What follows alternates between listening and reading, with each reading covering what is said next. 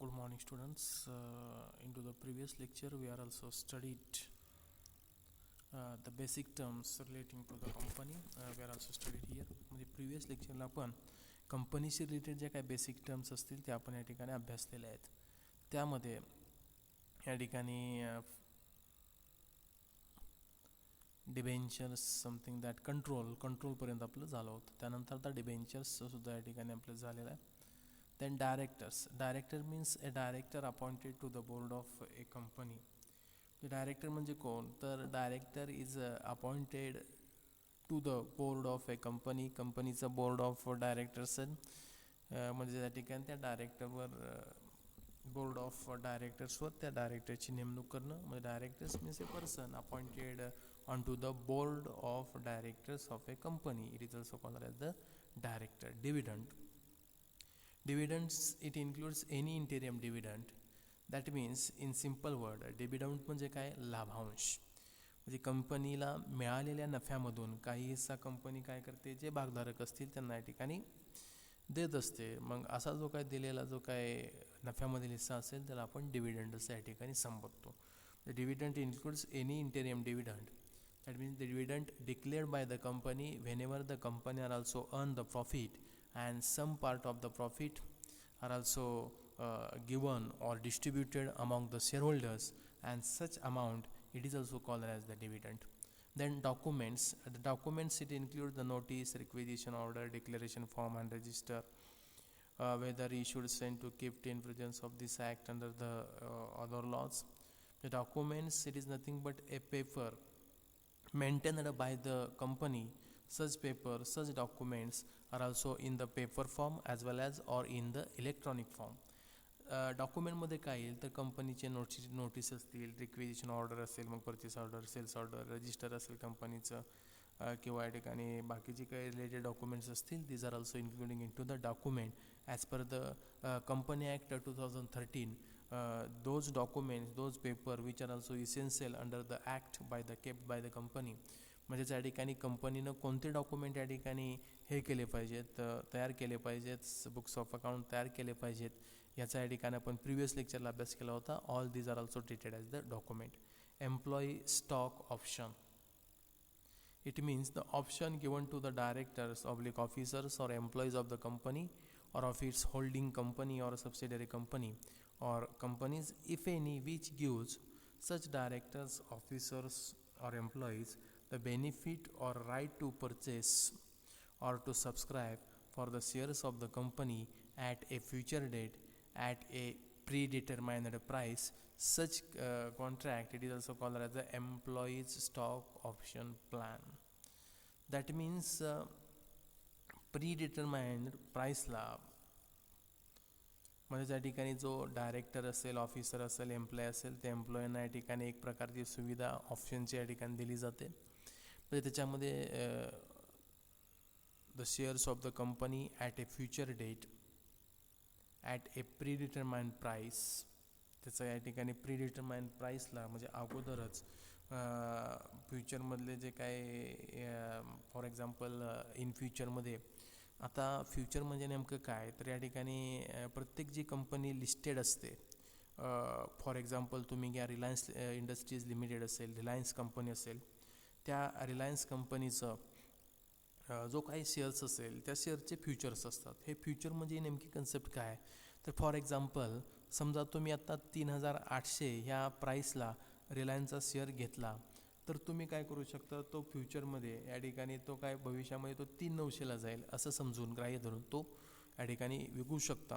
ही सुद्धा एक म्हणजेच या ठिकाणी एक प्रकारचं फ्युचर म्हणजे भविष्यामध्ये हा शेअर एवढ्याला जाईल, भविष्यामध्ये हा शेअर एवढ्याला जाईल, परंतु त्याची प्राईस अगोदरच ठरवणं ह्यालाच या ठिकाणी आपण प्रीडिटरमाइंड प्राईस इन फ्युचर. हे प्रत्येक कंपनीचं ज्यावेळेस तुम्ही शेअर मार्केटचा अभ्यास करता तर प्रत्येक कंपनीचं या ठिकाणी काय असतं फ्युचर असतं. मग याच्यामध्ये काय होतं बघा तर रिलायन्सची आता 3800 जर स्ट्राईक प्राईस असेल म्हणजे या ठिकाणी ट्रेडिंग प्राईस ज्याला आपण म्हणतो तर ट्रेडिंग प्राईस 3800 रुपये असेल आणि समजा तो एखाद्याने 3900चा काय केला फ्युचर खरेदी केला 3900चं.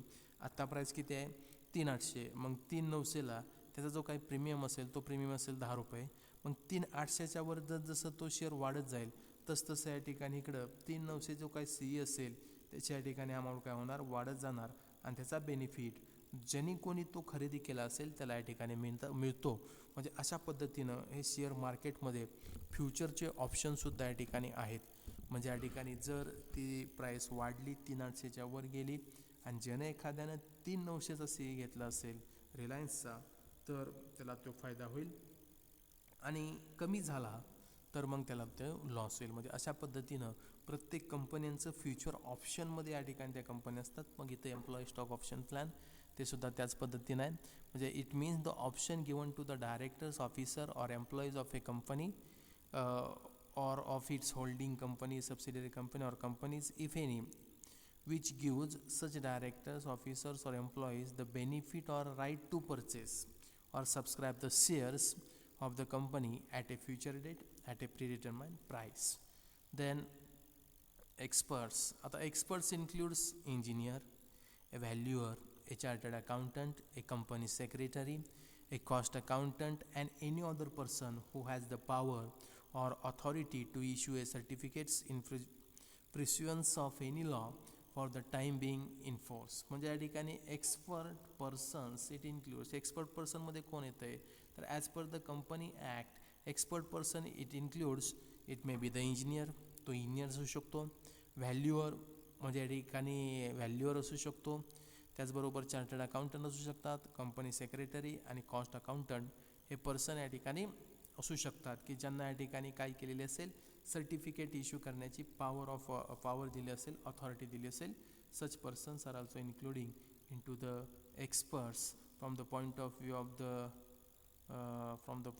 Of the Companies Act 2013. Then financial statements. The financial statements in relation to the companies, that mean it includes financial statement मध्ये काय येईल तर a balance sheet at the end of the financial year. It also including into the financial statement a profit and loss account, or in the case of company carrying on any activity not for profit, or income and expenditure account for the financial year. म्हणजे जे not for profit company असेल तर त्यांच्यासाठी income and expenditure account येईल आणि जे profit making companies असतील त्यांना प्रॉफिट अँड लॉस अकाउंट येईल. म्हणजे financial statement includes balance sheet, profit and loss account, cash flow statement for the financial year आणि त्या इयरचं कॅश फ्लो स्टेटमेंट हे फायनान्शियल स्टेटमेंटमध्ये येईल. Statement of changes in equity if applicable, जर कायद्यानं ते ॲप्लिकेबल असेल तर तिथं statement of changes in equity ते सुद्धा या ठिकाणी तयार करावं लागेल. Any explanatory note annexed or forming part of the document refer two clause, म्हणजे या ठिकाणी एक्सप्लेनरी नोट असेल तर ती सुद्धा या ठिकाणी ते त्या या ठिकाणी फायनान्शियल स्टेटमेंटमध्ये येईल.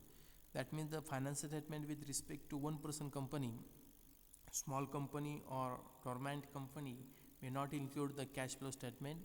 वन पर्सन कंपनी असेल, स्मॉल कंपनी असेल तर त्यांना या ठिकाणी कॅश फ्लो स्टेटमेंट हे फायनान्शियल स्टेटमेंटमध्ये इन्क्लूड होणार नाही. परंतु बिग साईज कंपनीज असतील तर त्यांना कॅश फ्लो स्टेटमेंट हे तयार करणं आवश्यक असतं as per the companies act 2013 नुसार. मग याचं एक्सेप्शन काय आहेत तर फॉर प्रायव्हेट कंपनीज, तर त्याच्यामध्ये आपण जास्त डिटेलमध्ये या ठिकाणी जाणार नाही. तर याच्यामध्ये financial statement with respect to one person company, small company or private company. Such private company is a startup company may not include their cash flow statement. त्याचं एक्सप्लेनेशन द्यायचं झालं तर for the purpose of this act the term startup और startup company means a private company incorporated under the Companies Act 2013 or Companies Act 1956 can recognize a startup in accordance with the notification issued by the Department of Industrial Policy and Promotion, Ministry of Commerce and Industry. म्हणजे भारत सरकार असेल त्या भारत सरकारचं या ठिकाणी जे ministry of finance असेल, finance नाही, ministry of commerce and industry असेल तर त्यांनी दिलेलं जे काय स्टार्टअप असेल ते स्टार्टअप करणारी जी कंपनी असेल तर त्यांना या ठिकाणी फायनान्शियल स्टेटमेंट कॅश फ्लो स्टेटमेंटमधून एक्सेप्शन आहे. त्याचबरोबर वन पर्सन कंपनी असेल तर त्यांनासुद्धा या ठिकाणी ते एक्सेप्शन आहे. त्यानंतर profit and loss account may also refer to as statement of profit and loss account under the act at some places. मग काही ठिकाणी या ठिकाणी प्रॉफिट अँड लॉस अकाउंटला statement of profit and loss account असं सुद्धा संबोधलं जातं. Then next term is the financial year. In relation to any company or any body of corporate means the period ending 31st March, day of March every year. म्हणजेच मार्चच्या 31 तारखेला प्रत्येक वर्षाच्या मार्चच्या 31 तारखेला पिरियड एंडिंग होईल. And where it has been incorporated on after the first day of जानेवारी of a year the period ending. आता इथं कंपनी ॲक्टमध्ये थोडंसं या ठिकाणी आपल्याला इथं मिस्टेक दिसते. म्हणजे इथं या ठिकाणी कंपनी ॲक्टमध्ये म्हणता येणार नाही, परंतु त्या नोट्समध्ये थोडंसं मिस्टेक दिसते. म्हणजे या ठिकाणी 31 March in respect of the financial year, त्याचबरोबर 1 एप्रिल असं सुद्धा या ठिकाणी असतो, कारण 12 मंथचा पिरियड हे त्या ठिकाणी असणं आवश्यक आहे. म्हणजे त्या ठिकाणी प्रत्येक कंपनीला हा 12 महिन्याचा या ठिकाणी तो कालावधी असतो आणि त्यानुसार ते त्यांचं अकाउंटिंग इयर या ठिकाणी ते स्टार्ट करू शकतात. आता फॉर एक्झाम्पल याचं एक्झाम्पल द्यायचं झालं तर Reliance industry limited a company incorporated in the year 1973 follows 1 जानेवारी to 31 December as its financial year. म्हणजे काही कंपन्या काय करतायत तर त्यांचं जे काही फायनान्शियल इयर असेल 1 जानेवारी टू 31 डिसेंबर असं ते ठेवतात. नाव after the commencement of companies act 2013 Reliance Industries Limited is required to align its financial year as financial year ending as on 31st March of every year within 2 years from such commencement. म्हणजे इथं सुद्धा या ठिकाणी तो act या ठिकाणी पारित झाल्यानंतर किंवा तो कायदा संमत झाल्यानंतर तर रिलायन्स इंडस्ट्रीला सूचना केलेल्या आहेत की त्यांचं त्यांनी फायनान्शियल इयर 31 मार्च एव्हरी इयरला ते काय करावं, एंड करावं असं या ठिकाणी त्यांना सांगितलेलं आहे. म्हणजे हे एक प्रकारचं फायनान्शियल इयर एक कॉमन पॉलिसी या ॲक्टमध्ये आपणास पाहाव्यास मिळते. त्यानंतर free reserves. It means such reserves which as per the latest audited balance sheet of the company available for the distribution as dividend. Such reserves it is also called as the free reserves. की जो reserve असेल तो reserve हा dividend देण्यासाठी काय असेल, available असेल. Such reserves are also called as the free reserves. आता such reserves are also created out of the profit. म्हणजे या ठिकाणी नफ्यामधून तो रिझर्व या ठिकाणी क्रिएट केला जातो. आणि फ्री रिझर्व हा काय असला पाहिजे तर डिव्हिडंड म्हणजे लाभांश डिक्लेअर करण्यासाठी उपलब्ध असला पाहिजे. म्हणजे provided that any amount representing unrealised gains, notional gains और revaluation of assets whether shown as a reserve और अदरवाईज और रिव्हॅल्युएशन ऑफ असेट्स केल्यानंतर त्यामध्ये होणारा जो काय तुमचा गेन असेल तो सुद्धा इथं कन्सिडर केला जाईल. Any change in carrying amount of an asset or liability recognize the equity including surplus in profit or loss account. Then our measurement of the assets and liability at fair value. आता ही term जी असेल free रिझर्वची साध्या सोप्या भाषेमध्ये ह्याला या ठिकाणी shall not be treated as free reserve. म्हणजे change in carrying amount of an asset और liability recognised in equity including in surplus in profit and loss account on the measurement of the assets or on the liability of the fair value shall not be treated as the free reserve. त्याला आपण free reserve या ठिकाणी म्हणू शकत नाही. हा एक ते बेसिक टर्म आहे.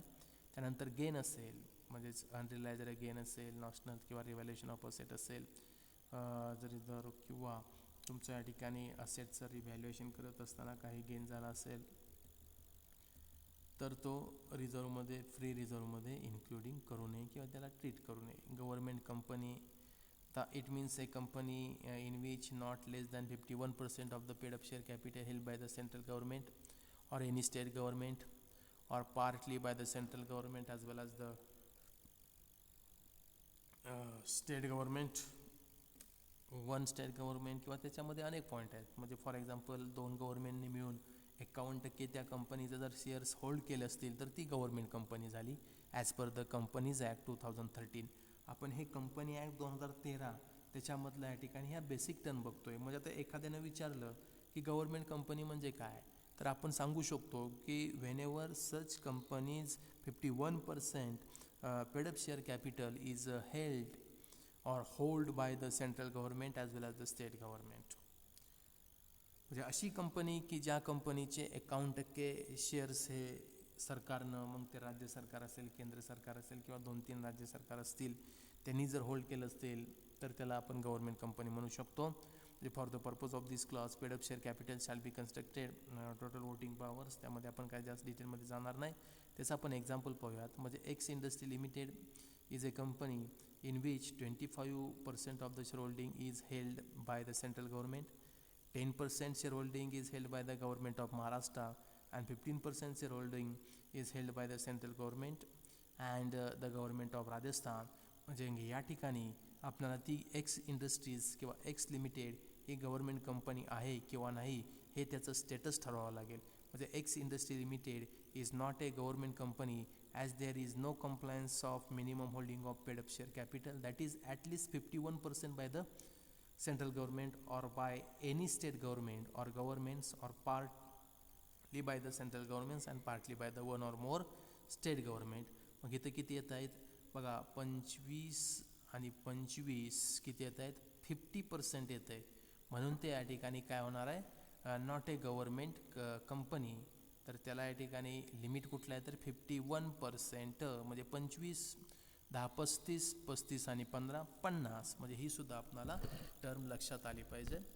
तर आता एक्सप्लेनेशनसुद्धा इथं आपलं झालेलं आहे. म्हणजे गव्हर्नमेंट कंपनीला 51% shares it must be held by the central government as well as the state government. Such company are also called as the government company. आपण बेसिक टर्म बघतोय relating to the corporate sector. It is also the most important point. म्हणजे हे सर्वात महत्त्वाचे मुद्दे आहेत की एखाद्याने विचारलं गव्हर्नमेंट कंपनी म्हणजे काय, तर कुठल्या बेसिसवर तुम्ही त्याला गव्हर्नमेंट कंपनी म्हणला, तर त्यामध्ये company act 2013 51% share held by the central government as well as the state government. It is also called as the government company. Then holding company.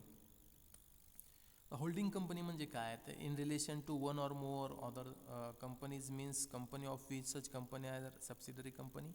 म्हणजे ज्या ठिकाणी जर एक्सप्लेनेशन जर आपण द्यायचं झालं for the purpose of this clause company includes any body of corporate. आता या ठिकाणी होल्डिंग कंपनी, आता होल्डिंग कंपनीचं मिनिंग काय, तर त्याच्यामध्ये अशी कंपनी की जी कंपनी दुसरी एखादी कंपनीचे शेअर्स खरेदी करते, दुसऱ्या एखाद्या कंपनीचे काय करते, शेअर्स खरेदी करते. आता हे definition section 287 of the company ॲक्टमध्ये दिलेलं आहे. मग आता इथं होल्डिंग कंपनी दुसऱ्या एखाद्या कंपनीचे शेअर जर त्यांनी खरेदी केले असतील, तर समजा या ठिकाणी राम लिमिटेड असेल, तर राम लिमिटेडचे शेअर्स हे कृष्णा लिमिटेडनं खरेदी केले असतील, तर Krishna limited is the holding company of Ram limited. मग त्याच्यामध्ये सुद्धा त्याला टर्म्स आहेत, किती टक्के नेमके या ठिकाणी शेअर्स खरेदी करायचे, किती टक्के नेमके या ठिकाणी शेअर होल्ड करायचे, हा सुद्धा या ठिकाणी महत्त्वाचा मुद्दा हा या ठिकाणी आपल्याला विचारात घ्यायचा आहे. म्हणजेच त्या सर्व दृष्टिकोनातून जर आपण विचार केला तर होल्डिंग कंपनी म्हणजे नेमकं काय हे सुद्धा आपण विचारात घेणं आवश्यक आहे. Then issued capital, that means such capital as the company issues from time to time from the subscription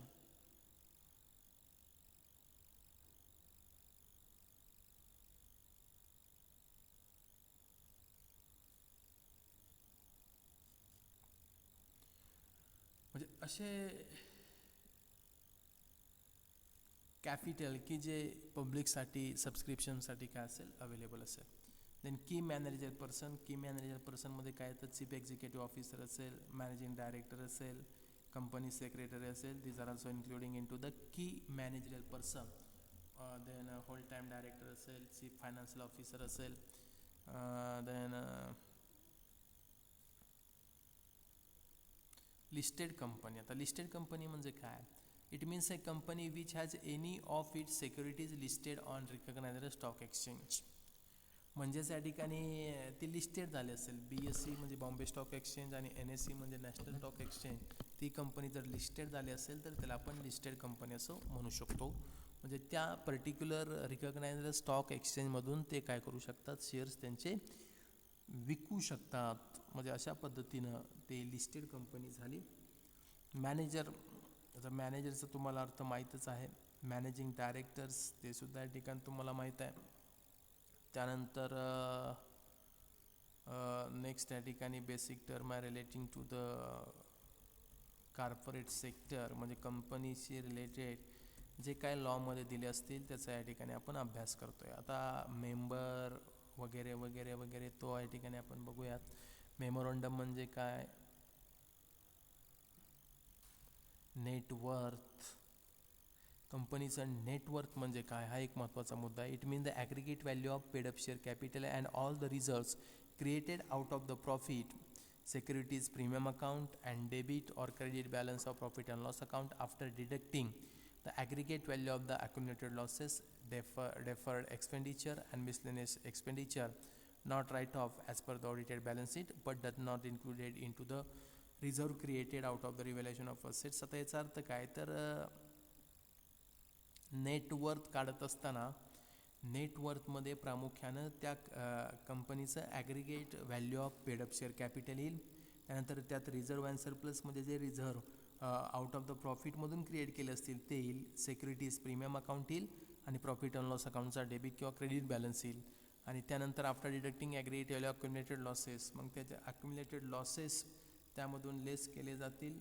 त्याचबरोबर जे काय डेफर्ड एक्सपेंडिचर्स असतील ते डिफर्ड एक्सपेंडिचर्स आणि मिसलेनियस एक्सपेंडिचर्स ते सुद्धा या ठिकाणी मायनस करून ते आपणाला या ठिकाणी कन्सेप्ट या ठिकाणी क्लिअर होईल. नेटवर्थ आपणाला या ठिकाणी नेक्स्ट युनिटमध्ये आपणाला महत्त्वाचं आहे. आता या ठिकाणी I think so 1 person company, special resolution, paid up share capital, postal ballot, private company, then promoters. It is also the most important part. Promoters म्हणजे who has been named as such in a prospectus or is identified by the company in the annual return referred to the section 92. म्हणजे who has the control over the affairs of the company directly or indirectly, whether as a shareholder, directors or otherwise. In accordance with whose advice, directions and instruction the board of directors of the company is accustomed to the act. The accustomed to the act, that means एक प्रकारचं promote करणं म्हणजे काय तर कंपनीला पुढं घेऊन जाण्यासाठी एखादा पर्सन असेल किंवा एखादं कंपनी असेल. मग तुम्ही ज्यावेळेस एखादी कंपनीची इन्फॉर्मेशन पाहता त्यावेळेस त्या ठिकाणी असणारे जे काही प्रॉस्पेक्टस असेल त्या कंपनीच्या प्रॉस्पेक्टसमध्ये प्रमोटरचे नेम दिलेले असतात. म्हणजे उदाहरणार्थ तुमचं रिलायन्स इंडस्ट्रीचं बघा, प्रमोटर्स कोण आहेत तर तुमचे ते अनिल अंबानी असतील किंवा मुकेश अंबानी असतील तर त्यांचं ते प्रॉस्पेक्टस जर आपण कंपनीचं बघितलं तर ते प्रमोटरचा उल्लेख आपल्याला दिसून येईल. त्याचबरोबर एखाद्या कंपनीचं प्रमोटर एखादी दुसरी कंपनी असू शकते किंवा एखादी फायनान्शियल इन्स्टिट्यूशन्स असू शकते. म्हणजे प्रमोटर्स हा एक महत्त्वाचा मुद्दा हा या ठिकाणी लक्षात घ्या, ते आवश्यक आहे. कारण ते प्रमोटर्स हे थोडक्यात त्या ठिकाणी कंपनीला एक डायरेक्शन्स, कंपनीला बोर्ड ऑफ डायरेक्टर्स असतं, त्या बोर्ड ऑफ डायरेक्टरला इन्स्ट्रक्शन देण्याचं या ठिकाणी काम करत असतात. आपण जर बघितलं तर प्रमोटरच्या बाबतीमध्ये तुम्ही तो बेसिक या ठिकाणी टर्म्स लक्षात घ्या. प्रॉस्पेक्टस आता means any document described or issued as a prospectus and includes the red herring prospectus self. आता आपण हे प्रॉस्पेक्टसचा अभ्यास पाहणार आहोत. त्याचबरोबर पब्लिक कंपनी म्हणजे काय,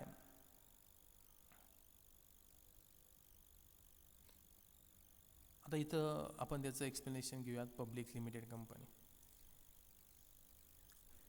A Limited is wholly owned subsidiary of AB Limited, a public company incorporated under the Companies Act 2013. A Private Limited wanted to avail the exemption as provided to private company.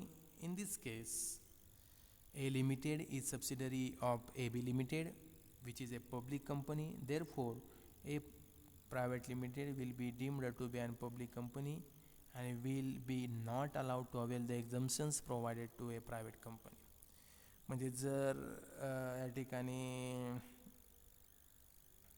A Limited wholly owned subsidiary of AB Limited, म्हणजेच A Limited ही काय झाली, subsidiary company झाली AB लिमिटेडची. म्हणजे AB limited ही काय झाली, holding company झाली. मग या ठिकाणी AB लिमिटेड जर पब्लिक कंपनी लिमिटेड असेल तर A लिमिटेडला सुद्धा या ठिकाणी पब्लिक लिमिटेड या ठिकाणी संबोधलं जाईल किंवा A लिमिटेडला त्याच्यामध्ये प्रायव्हेटली कंपनी असेल त्याच्यामधून कोणतंही. आता याच्यामध्ये अनेक पार्ट आहेत. रजिस्ट्रार ऑफ कंपनी, रजिस्ट्रार म्हणजे काय, रिलेटेड पार्टी म्हणजे काय. रिलेटेड पार्टी हा एक महत्त्वाचा मुद्दा आहे, इश्यू आहे.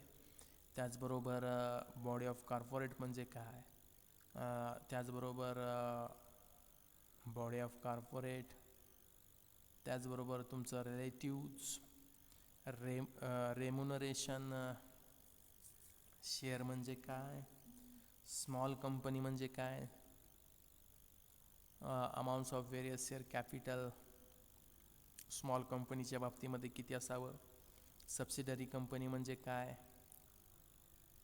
स्वीट इक्विटी म्हणजे काय, टोटल वोटिंग पॉवर म्हणजे काय, ट्रिब्युनल म्हणजे काय, त्याचबरोबर टर्नओव्हर म्हणजे काय, आणि अनलिमिटेड कंपनी अँड वोटिंग राहायची. तर आपण टर्नओव्हर बघूया. Turnover means gross amount of revenue recognised in the profit and loss account from the sale or supply or distribution of goods or on account of services rendered or both by the company during the financial year.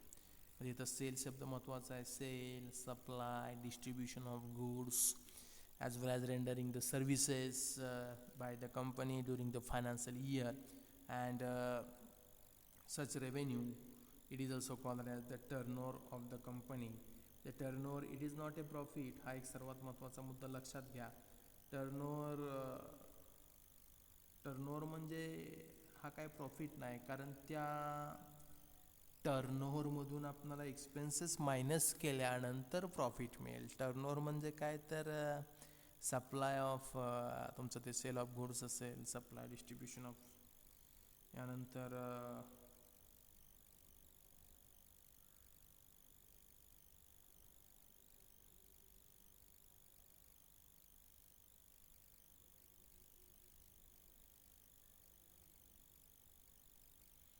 आता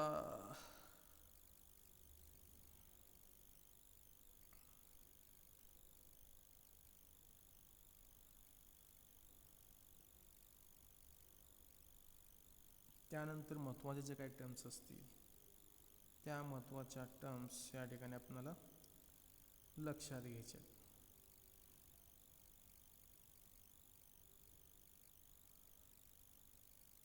मग त्या कोणत्या आहेत, तर त्यामध्ये prospectus हा एक महत्त्वाचा मुद्दा आहे. मग तो प्रॉस्पेक्टसचा आपण या ठिकाणी मिनिंग हे या ठिकाणी आपण पाहणार आहोत. तो कशामध्ये येतो, तर या ठिकाणी इथं आपल्या या ठिकाणी त्या नोट्स आपल्याला ओपन करावं लागतील. हे आपण नोट्स या ठिकाणी बघतोय, पण त्या ॲज पर द ॲक्ट आहेत. कारण लॉ म्हणलं की लॉचा अभ्यास करणं हे महत्त्वाचं असतं. आता इथं बघा, इथं this chapter is based on the chapter 3 of the company act 2000. आता consisting of section 23 to 42 dealing with the prospectus and allotment of the securities. मग prospectus, allotment of securities हा सर्वात महत्त्वाचा मुद्दा हा त्या कंपनीच्या दृष्टिकोनातून आवश्यक असतो. म्हणजेच कंपनीनं इश्यू केलेले शेअर्स असतील, मग पार्ट फर्स्ट असेल, पार्ट सेकंड असेल, ते डायग्रामिकली आपण इथं पाहणार आहोत. म्हणजेच it contains provisions of the issue of securities through the public offer. It contains the provisions for the issue of security through the private placement.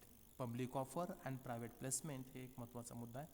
त्यामध्ये issue of prospectus and related matters, मग त्यामध्ये sections या ठिकाणी related असतील. Prospectus and allotment of securities, issue of the prospectus, allotment of securities, penalties, private placement in a private company, in a public company, allotment of prospectus and allotment of securities in public company and private company. मग त्यानंतर आपल्याला एक महत्त्वाचा मुद्दा लक्षात घ्या. आता public offer and private placement, the various modes of issue of the securities by a public company or a private company. मग आता ज्या कंपन्या असतात त्या कंपन्यांना प्रामुख्याने या ठिकाणी जे शेअर्स किंवा सिक्युरिटीज इश्यू करायचे असतील तर त्याच्या या ठिकाणी वेगवेगळे माध्यम आहेत, वेगवेगळे मार्ग आहेत. मग त्यामध्ये कुठला आहे, तर पब्लिक कंपनीसाठी आता इथं डायग्राम दिसते आपल्याला.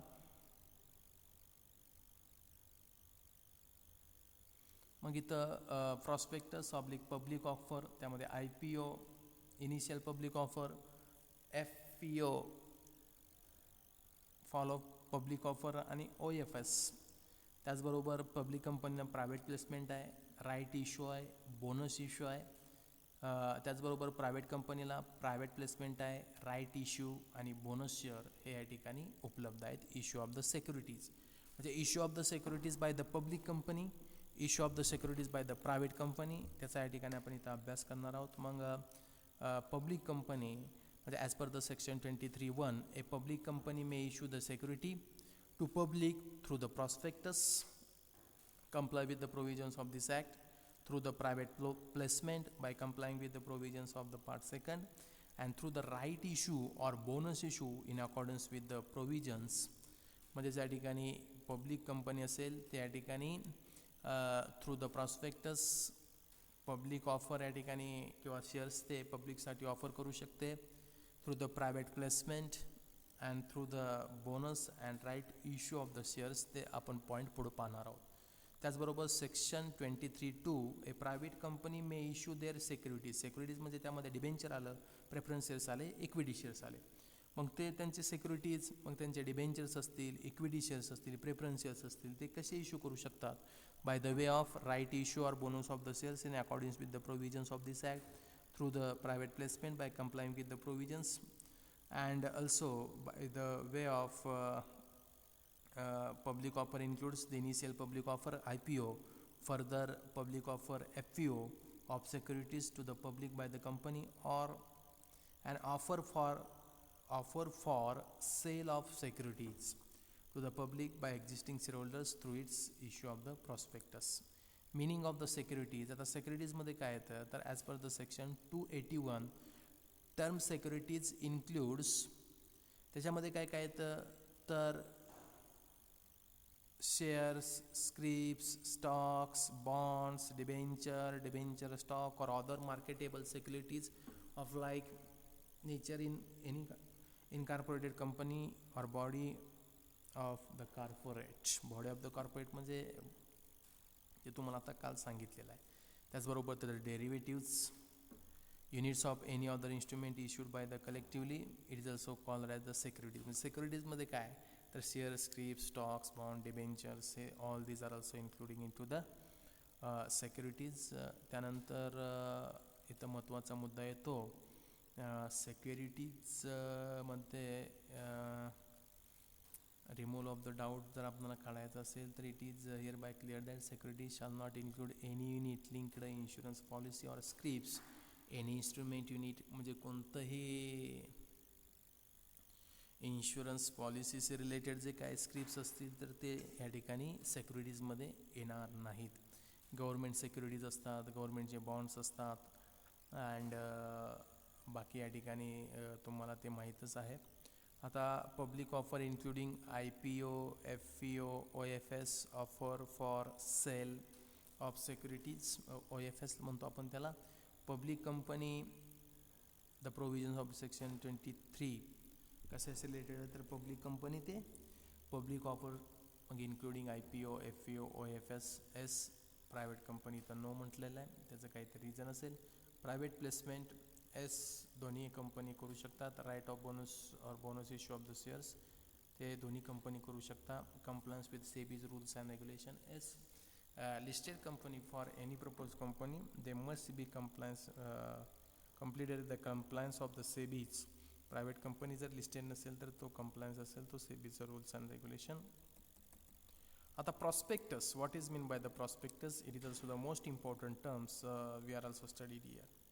After the definition given section 270, prospectus means any document described or issued as a prospectus, and it includes a red herring prospect referred to the section 32. आता हे सेक्शन आपल्याला पाहावे लागतील, त्याच्यामध्ये डिटेलमध्ये पाहायचं म्हणलं तर खूप वेळ लागेल, म्हणून आपण ते शॉर्टमध्ये बघतोय. तर इथं प्रॉस्पेक्टसचे दोन प्रकार आहेत, red herring prospectus and self prospectus referred in section 31.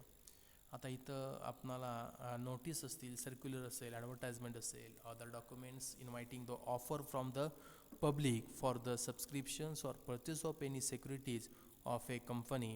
मग याच्यामध्ये काय येतं तर prospectus, it also include, it is also a document, it is also a one type of the documents. It includes notice, circular, advertisement, inviting the offers from the public for the subscription or purchase of any securities.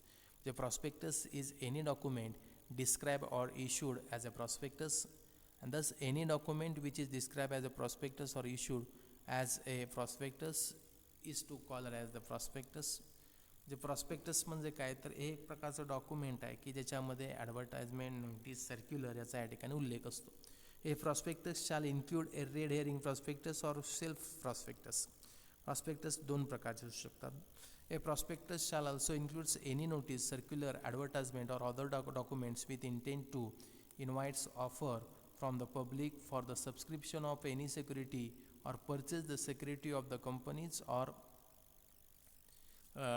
corporate body of the corporate. म्हणजे इथं एक प्रकारचं public असेल त्यांना सांगितलं जातं की या कंपनीचे बाबा शेअर्स आहेत ते काय करा, सबस्क्राईब करा. मग त्याचं ॲडव्हर्टाइजमेंट करण्यासाठीचं एक प्रकारचं डॉक्युमेंट असेल त्याला आपण प्रॉस्पेक्टस म्हणू शकतो, किंवा नोटीस असेल किंवा सर्क्युलर असेल तर त्याचासुद्धा या ठिकाणी उल्लेख हा प्रॉस्पेक्टसमध्ये या ठिकाणी असतो. म्हणजे any document described as prospectus including red herring prospectus. त्याचबरोबर दुसरा या ठिकाणी पॉईंट येतो आहे includes self prospectus. It includes any notice, circular, advertisement, other document inviting offer from the publics. जे पब्लिक कडून या ठिकाणी ते ऑफर ॲक्सेप्ट करण्यासाठी एक प्रकारचं त्यांना इन्फॉर्मेशन वजा एक प्रकारचं बुक असेल, डॉक्युमेंट असेल, ते डॉक्युमेंट द्यावं लागतं. त्यालाच आपण प्रॉस्पेक्टस म्हणू शकतो. मग ह्या प्रॉस्पेक्टसमध्ये काय असतं तर नोटीस, ॲडव्हर्टाइजमेंट, त्याचबरोबर तुमचं any related matter relating to the company's information of the company, ते सर्व त्याच्यामध्ये या ठिकाणी उल्लेख असतो. सर्क्युलर असेल, नोटीस असेल, ॲडव्हर्टाइजमेंटसाठी ॲडव्हर्टाइजमेंटमध्ये काय येणार तर कंपनीचं तुमचं लास्ट इयरचं I think so profit and loss statement येईल. त्याचबरोबर त्या कंपनीचे नंबर ऑफ इक्विटी शेअर्स किती आहेत हे सुद्धा या ठिकाणी ते ॲडव्हर्टाइजमेंटवर असू शकतं.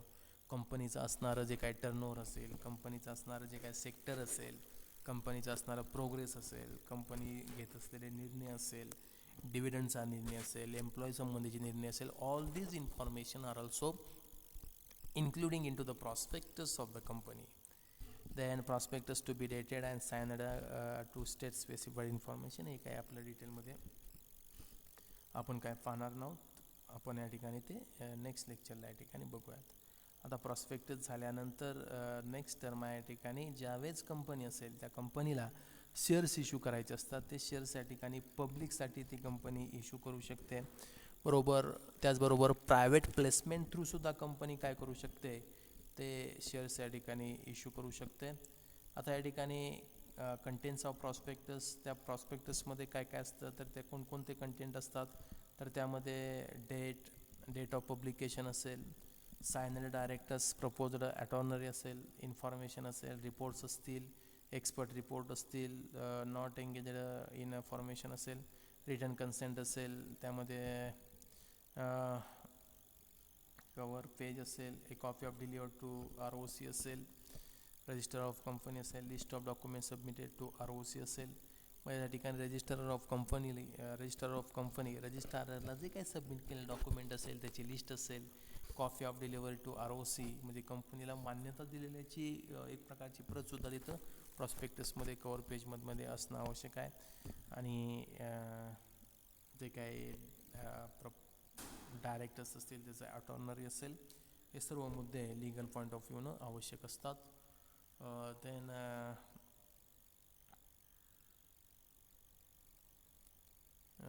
कंपनी त्यामध्ये आता काही जास्त या ठिकाणी आपण डिटेलमध्ये जात नाहीत, कारण आपणाला हे फक्त बेसिक टर्म फक्त आपणाला आवश्यक पाहिजे. प्रॉस्पेक्टस अनालॉटमेंट ऑफ सिक्युरिटीज, त्यामध्ये PAS rules 2014 contain the provision which require public offer securities to be dematerialized from. आता dematerialized from म्हणजे काय तर डीमॅट अकाउंट थ्रू हे शेअर्ससुद्धा या ठिकाणी त्या कंपनीचे IPO इनिशियल पब्लिक ऑफर्स त्याला आपण IPO म्हणतो. म्हणजे डीमॅट अकाउंटवर सुद्धा हे IPO काय केले जातात, इश्यू केले जातात. मग ते IPO असतील त्या IPOला लोक असतील तर लोक काय करतात, ॲप्लिकेशन करतात, म्हणजे ते आय पी ओला काय करतात, मागणी करतात, म्हणजे त्यालाच आपण ते परचेस. परंतु ते ॲप्लिकेशन काय करतात, ते फिलअप केल्यानंतर आय पी ओ अलॉट होईल. तो अलॉट झाल्यानंतर मग तो शेअर मार्केटमध्ये काय होईल, ते शेअर असेल तर कंपनीचा शेअर्स विक्रीसाठी ओपन होईल. मग तो विक्रीसाठी ओपन झाल्यानंतर मग पहिल्या दिवशी हे भागधारक काय करतात, शेअर होल्डर्स, शेअर मार्केटमध्ये ट्रेडिंग करणारे पर्सन्स असतील, पीपल असतील, ते त्या कंपनीचे शेअर्स खरेदी करतात. आणि मग नंतर मग काय होतं, या ठिकाणी ती शेअरची प्राईस वाढण्यास मदत होते.